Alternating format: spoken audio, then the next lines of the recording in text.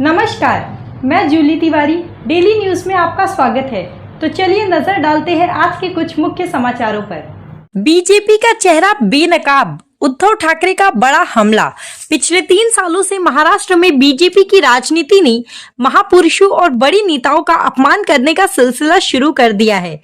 शिवसेना नेता उद्धव ठाकरे ने बीजेपी पर तीखा हमला बोलते हुए कहा कि यह पार्टी महाराष्ट्र को खत्म करने पर तुली हुई है। ठाकरे ने कहा कि इससे पहले महाराष्ट्र के राज्यपाल कोश्यारी ने फूले का अपमान किया था। छत्रपति शिवाजी महाराज के पुतले में भ्रष्टाचार के गंभीर आरोप लगे थे और अब केंद्रीय गृह मंत्री अमित शाह ने डॉक्टर भीमराव अंबेडकर का अपमान कर दिया। ठाकरे ने इसे बीजेपी की साजिश करार देते हुए कहा कि अब पार्टी का असली चेहरा सामने आ गया है। उद्धव ठाकरे ने सीधा सवाल उठाते हुए पूछा कि बीजेपी के साथ गए नेताओं का अब क्या स्टैंड होगा। रामदास आठवले क्या करेंगे, एकनाथ शिंदे अब क्या जवाब देंगे। ठाकरे ने चुनौती दी कि बीजेपी अड़ाड़ी के मामले पर तो चुप रहती है, लेकिन अंबेडकर पर अपमानजनक बयान देकर अपनी मानसिकता उजागर कर देती है। उन्होंने बीजेपी से पूछा कि अमित शाह के इस बयान पर क्या कार्रवाई होगी। अगर बीजेपी में जरा भी नैतिकता बची है तो उन्हें अमित शाह पर कार्रवाई करनी चाहिए, वरना सत्ता से बाहर हो जाना चाहिए। ठाकरे ने इसे बीजेपी का निर्लज्जपना करार दिया और आंदोलन का भी ऐलान किया। उद्धव ठाकरे ने कहा कि गृह मंत्री अमित शाह ने जो भी कहा वो बीजेपी के इशारे पर ही कहा। यह बीजेपी की मानसिकता को दर्शाता है, जो महाराष्ट्र के महापुरुषों के सम्मान के खिलाफ है। ठाकरे ने कांग्रेस पर भी निशाना साधते हुए कहा कि अगर कोई और उसमें गंदगी फैलाए तो क्या आप भी उसमें शामिल होंगे। यह मानसिक विकृति है। ठाकरे ने जोर देकर कहा कि जिस मानसिकता ने डॉक्टर अंबेडकर को धर्म परिवर्तन करने पर मजबूर किया था, वही मानसिकता आज अमित शाह में झलक रही है। महाराष्ट्र की जनता इसे कभी माफ नहीं करेगी।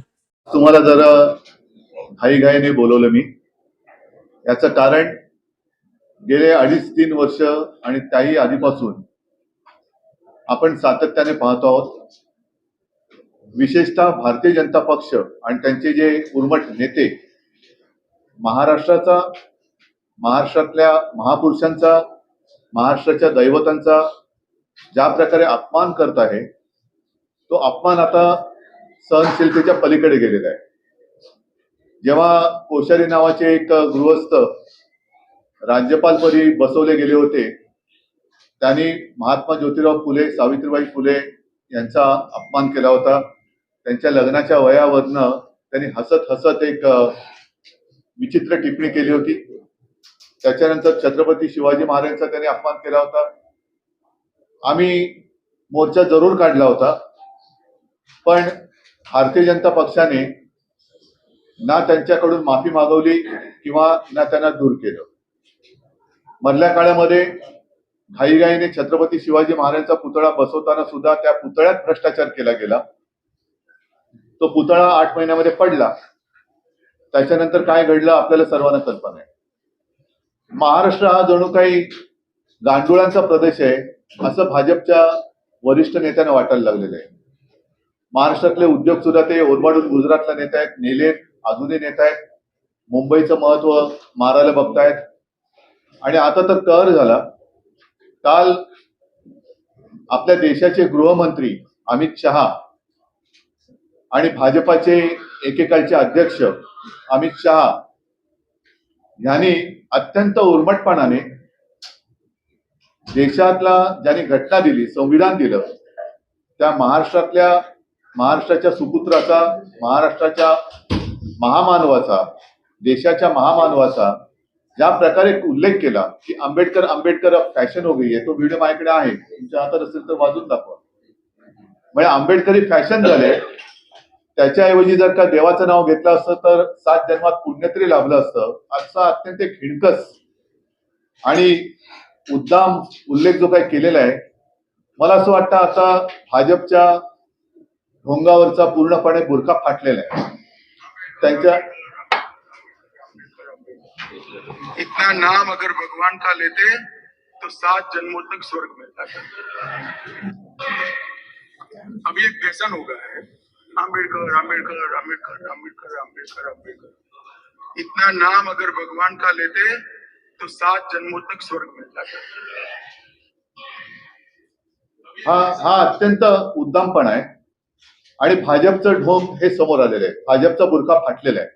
यांचं हिंदुत्व म्हणजे मुंह में राम आणि बगल में छुरी असं यांचं हिंदुत्व आहे. यांना महाराष्ट्र खतम करायचं आहे. आपल्याखेरीज दुसरा कोणीही भविष्यामध्ये या देशामध्ये जन्माला आलाच नव्हता असं त्यांना दाखवायचं आहे.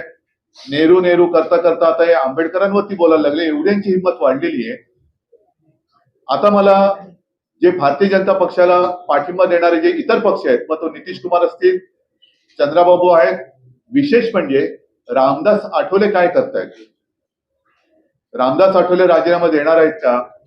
अगदी महाराष्ट्रामध्ये सुद्धा भारतीय जनता पक्षासोबत जे आमचे मिंदे गेलेत, अजित पवार गेलेत, त्यांना सुद्धा बाबासाहेबांचा अपमान मान्य आहे का? आणि बाबासाहेब आंबेडकर आंबेडकर आंबेडकर ही खरंच फॅशन झाली का? हे त्यांना मान्य आहे का? हे आता येत्या काही दिवसामध्ये कळलं पाहिजे. महाराष्ट्र तर आता मला असं वाटतं सहनशीलतेच्या पलीकडे गेलेला आहे आणि भारतीय जनता पक्षाने आणि संघाने सुद्धा आता खुलासा केला पाहिजे की हे तुम्ही अमित शहाकडनं बोलून घेतलंय का? कारण अदानीचं नाव घेतल्याबरोबर आभाळ कोसळावं तसा भाजपा कोसळतो. जो अदानीवरती आरोप करतो त्याच्यावरती भाजपा कोसळून पडतो. आता बाबासाहेबांचा उल्लेख असा केल्यानंतर भारतीय जनता पक्ष हा अमित शहावरती काही कारवाई करणार आहे का? आणि नाही तर मी तर स्पष्ट म्हणतो की भाजपचं ढोंग आता उघड पडलेलं आहे. भाजपचं जो आतलं जे काही काळं आहे, हृदयातलं काळं हे बाहेर आलेलं आहे आणि आता तरी महाराष्ट्राने आणि देशाने शहाणं झालं पाहिजे.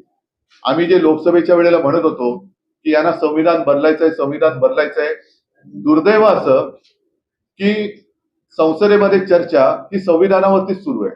संविधानाला आता 75 आपल्या स्वातंत्र्याला 75 वर्ष झाली आणि त्यानिमित्ताने संविधानावरती चर्चा सुरू असताना ज्यांनी संविधान आपल्याला दिलं त्या आंबेडकरांबद्दल, बाबासाहेबांबद्दल, आपल्या महामानवाबद्दल अमित शहा सारखा एखादा माणूस एवढा उद्दामपणाने आणि तुच्छतेने बोलू कसा काही शकतो याचं उत्तर मिळालं पाहिजे. नाहीतर भारतीय जनता पक्षाला सत्तेवरती राहण्याचा अधिकार नाही.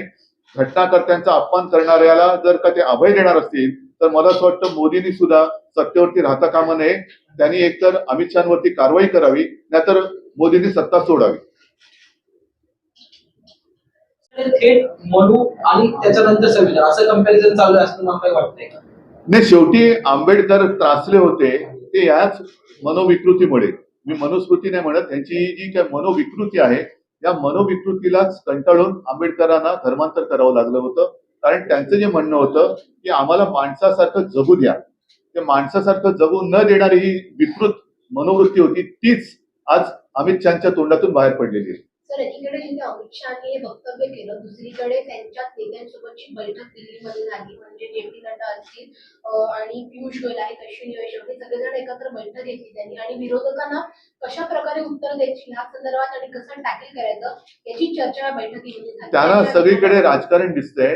पण आता महत्वाचा विषय मी जो मांडलेला आहे की आंबेडकरांबद्दल ज्या पद्धतीने अमित शहा उद्दामपणाने बोललेले आहेत, ही भाजपची मनोविकृत वृत्ती ही आज जगासमोर आलेली आहे. या मनोविकृतीबद्दल आता भाजपाने बोलायला पाहिजे.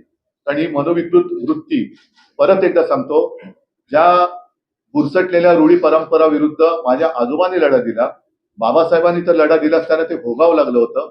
आणि तीच विकृती, तीच मनोविकृती ही पुन्हा राज्यावरती आली की काय असंच आता वाटायला लागलेलं आहे. त्याच्यामुळे ही विकृती आता दूर करायला लागेल.